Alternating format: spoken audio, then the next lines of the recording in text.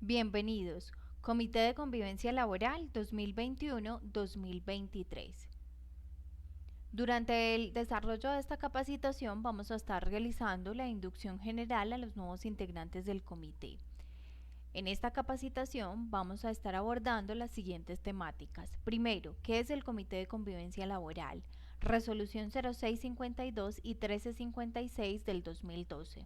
¿Cuáles son las funciones y responsabilidades del Comité de Convivencia Laboral? Gestión integral de riesgo psicosocial y finalmente vamos a hablar un poco de la Ley 1010 del 2006. Iniciamos. ¿Qué es el Comité de Convivencia Laboral? El Comité de Convivencia es una de las estrategias obligatorias que adoptan las organizaciones de acuerdo con la Resolución 0652 del 2012 y 1356 del 2012. El objetivo principal es contribuir a la protección de los trabajadores y propender por mejorar las condiciones laborales y salvaguardarlos contra los posibles riesgos psicosociales que puedan afectar la salud en las actividades laborales. ¿Cómo hacerlo? Durante el desarrollo de esta capacitación vamos a tener la posibilidad de conocer cómo el Comité de Convivencia Laboral hace gestión del riesgo psicosocial y cómo busca proteger a los trabajadores y mejorar las condiciones laborales y el clima laboral. Resolución 0652 y 1356 del 2012. Estas son las resoluciones que regulan el funcionamiento del Comité de Convivencia Laboral. Resolución 0652. Por medio de esta resolución se establece la conformación y funcionamiento del Comité de Convivencia Laboral en entidades públicas y empresas privadas. Resolución 1356. Por medio de esta resolución se modifica parcialmente la resolución 0652 del 2012. La resolución 0652 nos habla de la conformación del Comité de Convivencia Laboral. Nos dice que el Comité de Convivencia Laboral estará conformado por 2 representantes del empleador y 2 representantes de los trabajadores con sus respectivos suplentes. Esto para las empresas que tienen más de 20 colaboradores directos. Es importante tener presente que los colaboradores contratistas, es decir, aquellas personas contratadas bajo la modalidad de contrato por prestación de servicios, no se tienen en cuenta y no tienen participación en el Comité de Convivencia Laboral, porque esto generaría un vínculo laboral, digamos que diferente y directo al que tienen en este caso estas personas. Para el caso de Casal Asociados Colmédico Río Negro, el Comité de Convivencia Laboral está conformado por 8 personas, 2 representantes del empleador con sus respectivos suplentes y 2 representantes de los trabajadores con sus respectivos suplentes. Los integrantes del Comité de Convivencia preferiblemente contarán con competencias actitudinales y comportamentales tales como el respeto, la imparcialidad, la tolerancia, la serenidad, la confidencialidad, reserva de la información, ética, comunicación asertiva, liderazgo y resolución de conflictos. Es por esto que cuando se publica la convocatoria para conformar el comité, allí se indican y somos muy explícitos desde el área de gestión humana indicando cuáles son las personas que pueden participar en el Comité de Convivencia Laboral y se resaltan estas competencias de modo que se facilite también la elección de los nuevos integrantes del comité. Elecciones. ¿Cómo se realizan las elecciones para la conformación del comité? Entonces tenemos 3 puntos a tratar. Uno, los representantes del empleador.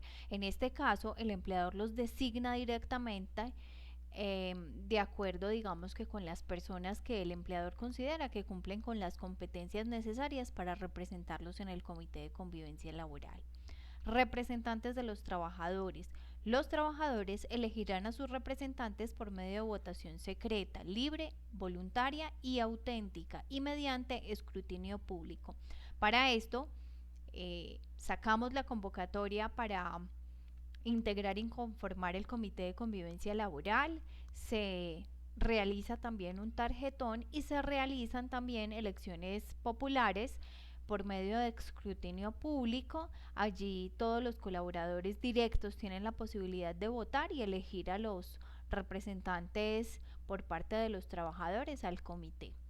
Prohibiciones. El Comité de Convivencia Laboral no podrá conformarse con trabajadores a los cuales se les ha formulado una queja de acoso laboral o que hayan sido víctimas de acoso laboral en los 6 meses anteriores a su conformación.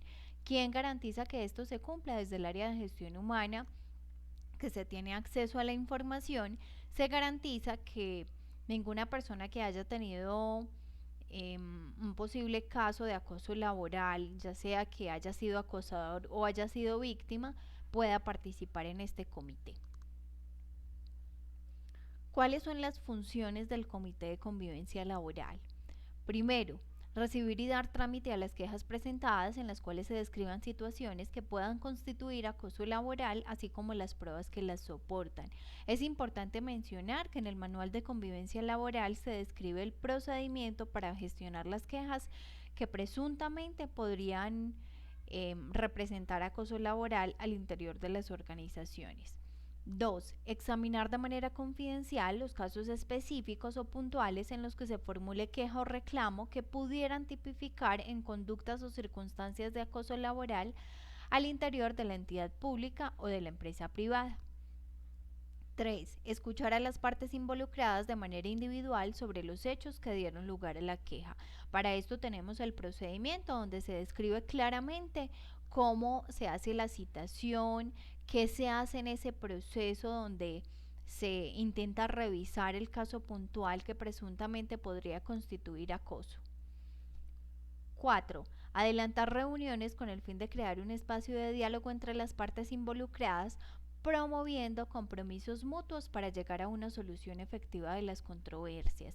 El objetivo del Comité de Convivencia Laboral en este caso, cuando adelanta las reuniones entre estas dos personas que se encuentran en conflicto, es generar un espacio de diálogo y establecer unos compromisos de los cuales deberá hacer seguimiento para garantizar que efectivamente se cumpla y que se solucionen esas controversias que se pueden estar presentando al interior de la organización. Quinto, formular un plan de mejora concertado entre las partes para construir, renovar y promover la convivencia laboral, garantizando en todos los casos el principio de la confidencialidad. Sexto, hacer seguimiento a los compromisos adquiridos por las partes involucradas en la queja, verificando su cumplimiento de acuerdo con lo pactado. Es importante mencionar que la tarea principal del Comité de Convivencia no es solo estructurar unos compromisos, sino que debe realizar seguimiento para garantizar que efectivamente se cumpla todo lo pactado en estas reuniones donde se gestionó este espacio de diálogo. Séptimo, en aquellos casos en los que no se llegue a un acuerdo entre las partes, no se cumplan las recomendaciones formuladas o la conducta persista, el Comité de Convivencia Laboral deberá remitir la queja a la Procuraduría General de la Nación cuando es el sector público. Para empresas privadas, como el caso de Casal Asociados, el comité informará a la alta dirección de la empresa, cerrará el caso y el trabajador puede presentar la queja oficial ante el inspector de trabajo o demandar ante el juez competente. Recordemos que la gestión que realiza el Comité de Convivencia Laboral en las empresas, para el Comité de Convivencia siempre se va a tratar de casos de presunto acoso laboral. La única institución que en este momento tiene la potestad para definir si eso no es acoso laboral es el Ministerio del Trabajo o el Inspector del Trabajo, que es la última dependencia a la cual llega esta queja o este caso de acoso laboral para hacer la gestión y la investigación pertinente. Octavo, presentar a la alta dirección de la entidad pública o la empresa privada las recomendaciones para el desarrollo efectivo de las medidas preventivas y correctivas de acoso laboral, así como el informe anual de resultados de la gestión del Comité de Convivencia Laboral y los informes requeridos por los organismos de control.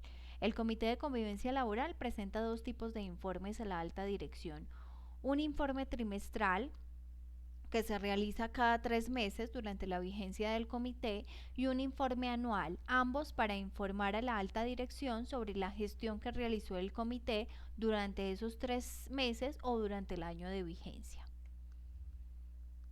Noveno, hacer seguimiento al cumplimiento de las recomendaciones dadas por el Comité de Convivencia a las dependencias de gestión del recurso humano y salud ocupacional de las empresas e instituciones públicas o privadas. Décimo, elaborar informes trimestrales sobre la gestión del comité que incluyan estadísticas de las quejas, seguimiento de los casos y recomendaciones, los cuales serán presentados a la alta dirección de la entidad pública o la empresa privada. Responsabilidades de los miembros. Con todo esto deben cumplir los nuevos integrantes del Comité de Convivencia Laboral. 1. Asistir puntualmente a las reuniones en la fecha y hora estipulada. 2. Cumplir con sus funciones. 3. Firmar las actas de las reuniones en las cuales participan. 4. Proponer acciones de mejora para implementar en el comité. 5. Realizar campañas y actividades de prevención dirigidas a toda la organización. 6. Realizar la elección del presidente y el secretario del comité. ¿Cómo realizamos la elección del presidente y secretario del comité? Entonces, presidente del Comité de Convivencia Laboral. El Comité de Convivencia Laboral deberá elegir por mutuo acuerdo entre sus partes un presidente quien tendrá las siguientes funciones. 1. Convocar a los miembros del Comité de Convivencia Laboral a las sesiones ordinarias y extraordinarias. Recordemos que las sesiones ordinarias son cada 3 meses y las secciones extraordinarias cada vez que se considere necesario hacer reunión del Comité de Convivencia Laboral para gestionar algún caso. 2. Presidir y orientar las reuniones ordinarias y extraordinarias. 3. Tramitar ante la administración de la entidad pública o la empresa privada las recomendaciones aprobadas en el comité. 4. Gestionar ante la alta dirección de la entidad pública o empresa privada los recursos requeridos para el funcionamiento del comité. Secretario del Comité de Convivencia Laboral. El comité deberá elegir entre sus miembros un secretario por mutuo acuerdo quien tendrá las siguientes funciones. 1. Recibir y dar trámite a las quejas presentadas por escrito en las que se describan las situaciones que puedan constituir acoso laboral, así como las pruebas que las soportan. 2. Enviar por medio físico o electrónico a los miembros del comité la convocatoria realizada por el presidente a las sesiones ordinarias y extraordinarias, indicando el día, la hora y el lugar de la reunión. 3. Citar individualmente a cada una de las partes involucradas en las quejas con el fin de escuchar los hechos que dieron lugar a la misma. 4. Citar conjuntamente a los trabajadores involucrados en las quejas con el fin de establecer compromisos de convivencia. 5. Llevar un archivo de las quejas presentadas, la documentación soporte del comité y velar por la reserva, custodia y confidencialidad de la información. 6. Elaborar el orden del día y las actas de cada una de las sesiones del comité. 7. Enviar las comunicaciones con las recomendaciones dadas por el comité a las diferentes dependencias de la entidad pública o empresa privada. 8. Citar a las reuniones y solicitar los soportes requeridos para hacer seguimiento al cumplimiento de los compromisos adquiridos por cada una de las partes involucradas. 9. Elaborar informes trimestrales sobre la gestión del comité que incluya estadísticas de las quejas, seguimiento de los casos y recomendaciones, los cuales serán presentados a la alta dirección de la entidad pública o de la empresa privada. Reuniones. El Comité de Convivencia Laboral se reunirá ordinariamente cada 3 meses y sesionará con la mitad más uno de sus integrantes, y extraordinariamente cuando se presenten casos que requieran de su inmediata intervención y podrá ser convocado por cualquiera de sus integrantes. El periodo de vigencia del Comité de Convivencia Laboral es de 2 años. Recursos para el funcionamiento del comité. Las entidades públicas y empresas privadas deberán garantizar un espacio físico para las reuniones y demás actividades del Comité de Convivencia Laboral, facilitar capacitaciones para los integrantes del comité en resolución de conflictos, comunicación asertiva y otros temas considerados prioritarios para el funcionamiento del mismo. Gracias por ser un gestor de sana convivencia. Estamos seguros de que con tus competencias de mediación, asertividad, sana convivencia y comunicación asertiva, lograremos hacer una excelente gestión durante la vigencia de este comité. Ahora te invitamos para hablar un poco de la gestión integral de riesgo psicosocial.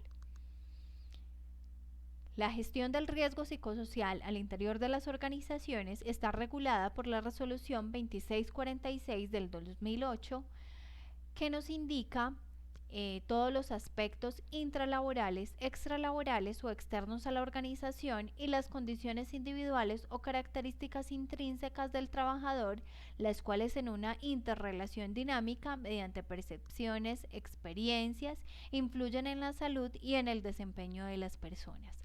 Vamos a entender un poco cuáles son esos aspectos intralaborales, extralaborales e individuales que pueden afectar en la salud y el desempeño de las personas. Aspectos intralaborales. Uno de estos es la gestión organizacional. Cuando hablamos de gestión organizacional, nos referimos a los aspectos propios de la administración del recurso humano, el estilo de mando por parte de los líderes y directores de la organización, las modalidades de pago y las modalidades de contratación. Características de la organización del trabajo. Acá hablamos de las formas de comunicación, la tecnología y modalidad de la organización del trabajo. Características del grupo social del trabajo. Comprende este punto el clima de las relaciones interpersonales, la cohesión de todo el equipo de trabajo, la calidad de las interrelaciones y el trabajo en equipo por parte de todos los miembros de la organización. Condiciones de la tarea. Nos referimos a las demandas de carga mental, el contenido de la tarea, todas las demandas emocionales y la definición de los roles que debe estar, digamos que puntualmente muy explícita a nivel organizacional, que para esto nos apoyamos de los perfiles de cargo. Carga física. Aquí hablamos de todo el esfuerzo fisiológico, la postura corporal, la fuerza, el movimiento y traslado de cargas. Incluimos acá el componente osteomuscular, cardiovascular y metabólico, enfocado, digamos que en las obligaciones que tiene el cargo y el desempeño de las funciones para cada colaborador. Características del medio ambiente de trabajo. Acá comprendemos todos los aspectos físicos, la temperatura, el ruido, la iluminación, la ventilación y la vibración, que son evaluados cada año por parte del área de seguridad y salud en el trabajo. Interfaz persona-tarea. Se refiere a la pertinencia del conocimiento y las habilidades que tiene la persona con relación a las demandas de la tarea. Para esto realizamos los procesos de selección y evaluamos todas esas competencias técnicas que deben tener los colaboradores para integrarse a la organización y para responder adecuadamente en un puesto de trabajo. La jornada de trabajo habla acerca de la duración de la jornada laboral, de la distribución entonces de esa jornada laboral y de alguna manera el respeto de esos días de descanso que tienen todos los colaboradores. Número de trabajadores por tipo de contrato. Todos los colaboradores y las modalidades de contratación que tenga la organización. En este caso para nosotros se aplica contratos a término fijo, contratos por obra o labor y contratos por prestación de servicios. Beneficio, los beneficios que brinda la organización a sus colaboradores por medio del plan de bienestar, donde se incluye todo el tema de vivienda, educación y todos estos componentes que aportan para mejorar la calidad de vida de las personas. Programa de capacitación enfocado en fortalecer habilidades técnicas y del ser, habilidades del ser aquellas que se requieren para el puesto de trabajo y habilidades del ser aquellas que impactan la esfera laboral pero también personal de todos los colaboradores, donde se facilitan capacitaciones de trabajo en equipo, manejo de emociones, comunicación asertiva, tolerancia a la frustración, manejo del estrés, etc. ¿Cómo se hace la intervención de estos factores intralaborales? Por medio de acciones de promoción de la salud integral y promoción de y prevención de la enfermedad para todos los colaboradores de la empresa. Factores extralaborales. Cuando hablamos de factores extralaborales nos referimos a todos esos aspectos del entorno familiar, social y también económico del colaborador. A su vez, tenemos en cuenta las características y condiciones de su vivienda que pueden influir en este caso en la salud y el bienestar de todos nuestros colaboradores.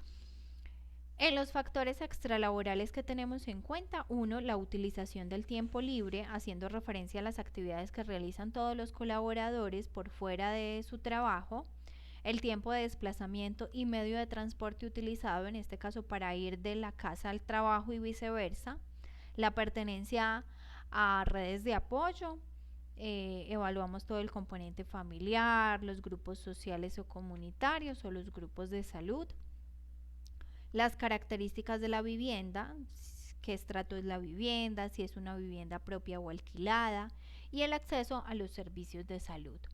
¿Cómo intervenimos los factores extralaborales? Por medio del diseño de planes de intervención en aspectos psicosociales y de bienestar para todos los colaboradores. Factores individuales. En los factores individuales se tienen en cuenta 3 puntos. 1. La información sociodemográfica actualizada por parte de todos los colaboradores. La actualización se hace anualmente por medio del área de seguridad y salud en el trabajo y realiza la discriminación de acuerdo al número de trabajadores y tipo de contrato. Las características de personalidad y estilos de afrontamiento que tiene cada persona y las condiciones de salud evaluadas por medio de los exámenes médicos ocupacionales y del programa de salud ocupacional. Medición de riesgo psicosocial. Todas las organizaciones están obligadas a realizar medición de riesgo psicosocial. La última resolución que regula esta materia es la 2404 del 2019, que cambia la periodicidad para hacer la medición. Sin embargo, entonces se debe hacer de forma periódica de acuerdo con el nivel de riesgo de las empresas.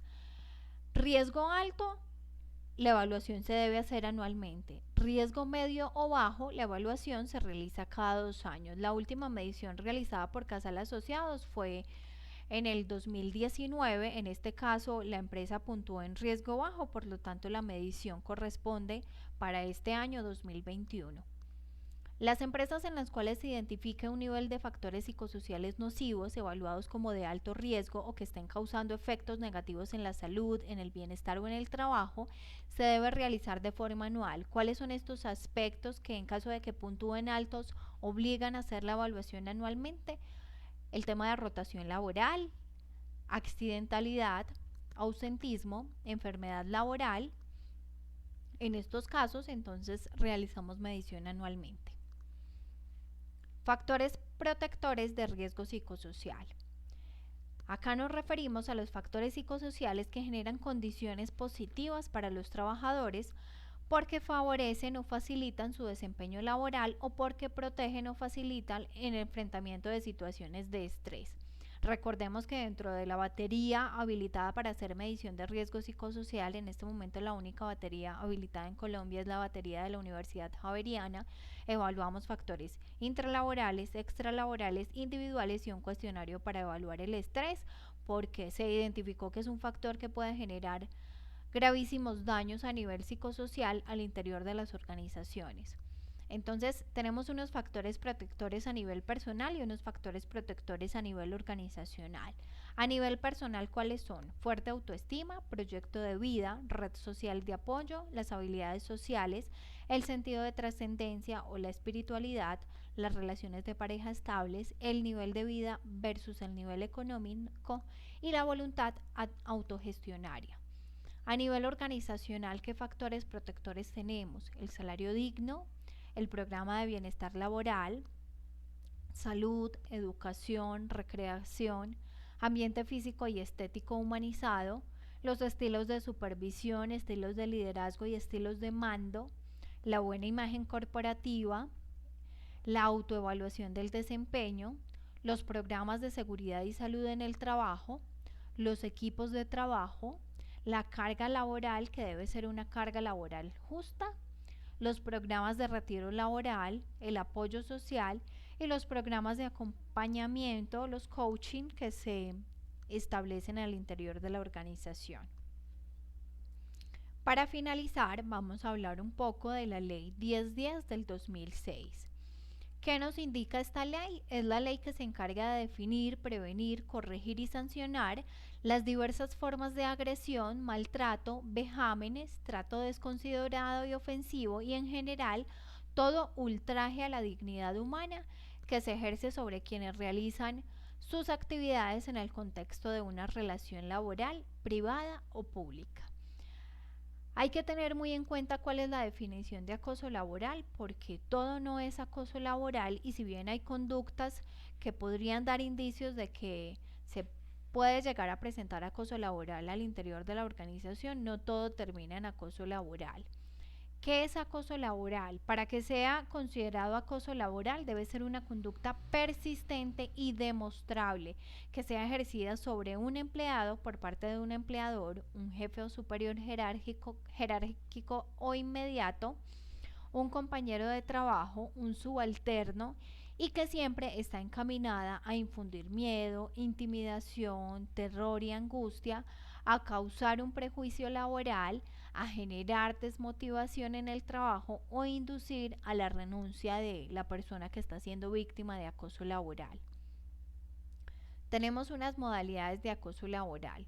1. El maltrato laboral, la violencia física o verbal. Persecución laboral, que son los actos reiterados y que sabemos que son arbitrarios.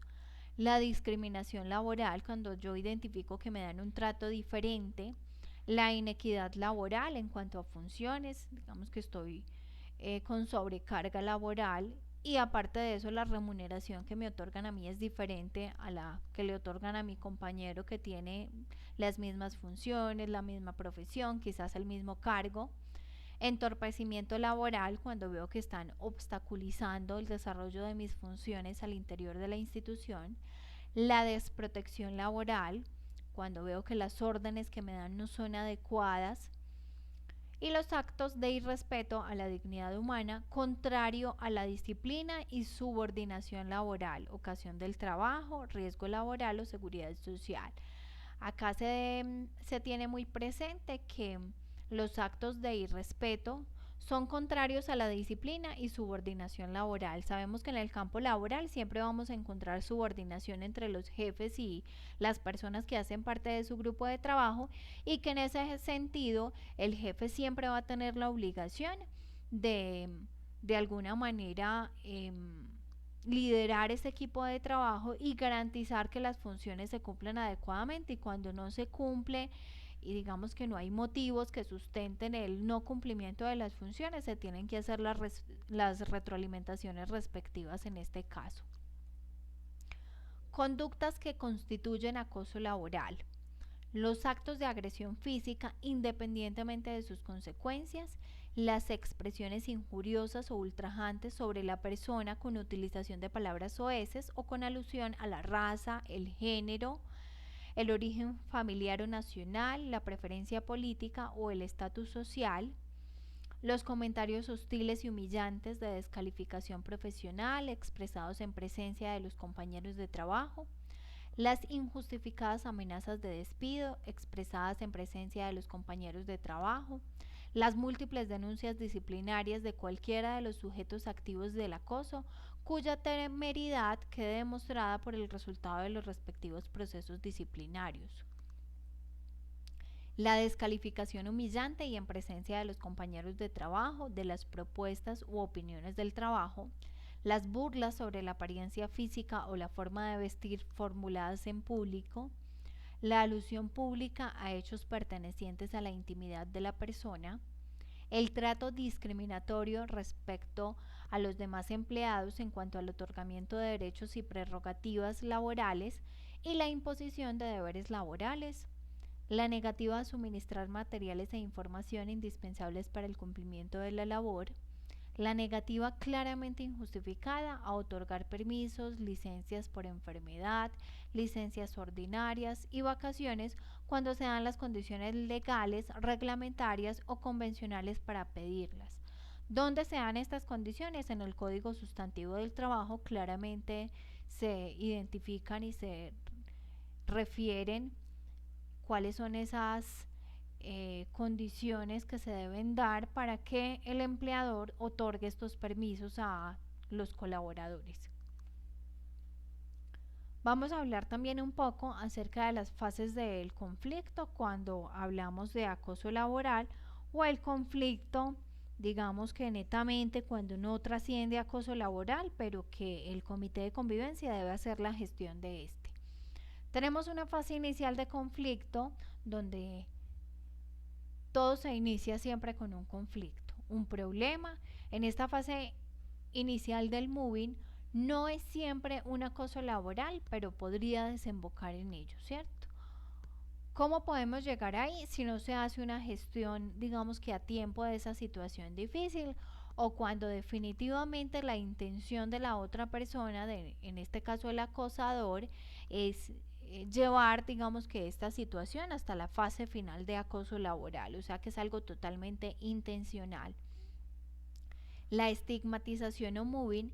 En esta fase, el acosador pone en práctica toda la estrategia de hostigamiento en su víctima, utilizando para ello sistemáticamente y durante un tiempo prolongado. Recordemos que para que sea acoso laboral debe ser algo persistente y demostrable. ¿Qué hacen acá? Entonces una serie de comportamientos perversos que serán analizados más adelante. ¿Cuál es el objetivo? Ridiculizar y apartar socialmente a la víctima. Tercera fase, intervención de la empresa. Lo que en un principio era solo un conflicto conocido básicamente por los miembros del grupo al que pertenece la víctima, trasciende a la dirección de la empresa o trasciende en este caso al comité de convivencia laboral para que haga la intervención necesaria. En caso de que el comité de convivencia laboral no tenga la capacidad para resolverlo, se dirige a la alta dirección de la organización. Marginación y exclusión laboral es la última fase del conflicto. Usualmente esta fase suele desembocar en el abandono de la víctima de su puesto de trabajo, muy probablemente tras haber pasado por largas temporadas de baja. Entonces, cuando una persona está siendo víctima de acoso laboral, usualmente el ausentismo se dispara. Si no se logra hacer una intervención por medio del comité de convivencia laboral o de la alta dirección, la víctima termina abandonando su puesto de trabajo. ¿Cómo prevenimos el acoso laboral al interior de las empresas? Las actividades preventivas siempre deben estar encaminadas a evitar en la medida de lo posible la aparición de los conflictos.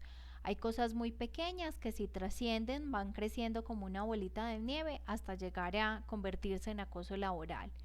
Por eso es importante entonces que a través de una adecuada organización del trabajo y de la puesta en práctica de los instrumentos necesarios para prevenir, regular y en su caso sancionar problemas interpersonales, la dirección de la empresa junto con los representantes o trabajadores y en compañía también del comité de convivencia laboral han de elaborar un documento en el que se contemple claramente que en la empresa no se aceptará ningún tipo de comportamiento que suponga o pueda inducir al resto de los trabajadores a cualquier tipo de acoso.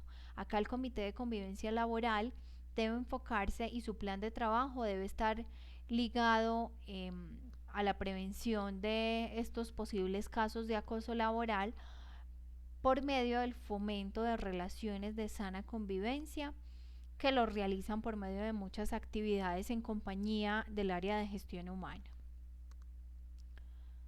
Convivir.